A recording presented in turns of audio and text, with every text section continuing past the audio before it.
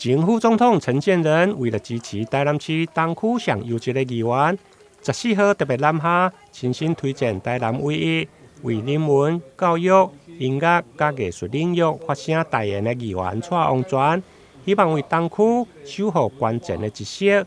另外嘛，为18岁公民权来宣传。一路走来16年，拢是希望会当把这个文化教育拢做到愈来愈好。这种坚持就是咱一个从事公职的人很重要。我感觉这样好的议员，咱就一定要支持伊，无当高票当选，互大家知影讲，做一个议员，做一个公职人员，毋是哗众取宠，毋是抹黑别人就好。更重要的，民主政治就要有温暖，就要有光明，有希望。这就是完全互我感觉的一个气质。台南人有遮尔好的议员，实在是恁大家福气。所以讲，大家一定来支持伊，互伊高票当选，好不好？好。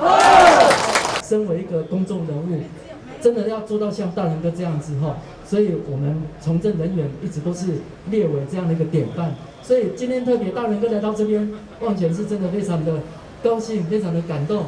在这个选情非常的竞争的情况之下，让我们也觉得说，稍微稳了一下哈，稳了一下这样子。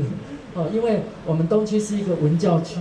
文教的这一席需要大家一起来保住它哈，尤其今天大仁哥来到这边哈，让我们充满了更多满满的信心。谢谢大仁哥，谢谢。现场除了蔡王全竞选总部、音乐后援会甲医界后援会会长的专利小厅，另外还有永康区的议员陈秀平，甲北区、中西区议员陈怡珍，共同为蔡王全来加油打气。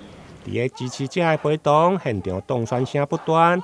随后，伫个前副总统陈建仁的陪同，议员蔡王全嘛甲副总统做伙行上宣传车，展开东区车队的扫街拜票。台南新闻林根采访报道。